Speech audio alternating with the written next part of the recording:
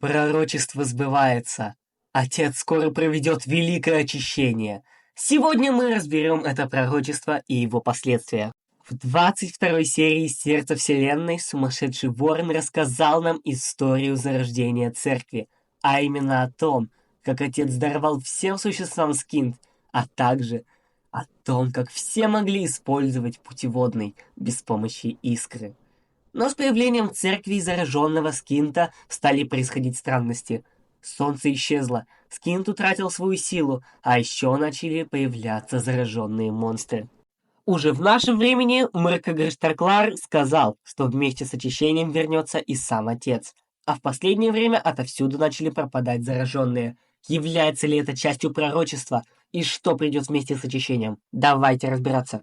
Со слов Марка, состояние Альфреда и его странное поведение связано с древним пророчеством, когда очищение должно вернуться в Архею. В недавней серии Марк упомянул, что пропажа монстров является частью пророчества. Допустим, все монстры собрались в одном месте. А дальше что?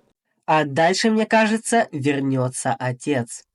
Ведь явно эти белые глаза у Дворфа и Ворона значили, что, скорее всего, это именно он говорил с Ло и Джоном. А также недавно мы узнали, что именно заражение держит мертвых в Архее, а после этого они превращаются в пыль.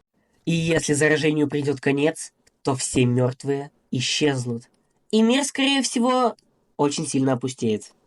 Представим, что тот женский голос, который уже многие года зовет Джона, может иметь достаточную силу для противостояния отцу. Но об этом как-то в другой раз.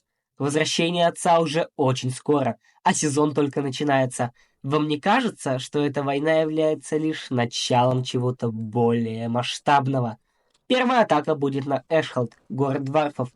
Это может значить, к примеру, то, что дварфы или самые безобидные, или у них есть какой-нибудь артефакт, с помощью которого армия зараженных может стать намного сильнее. Пишите свои мысли по сезону в комментариях, а на этом все. Пока!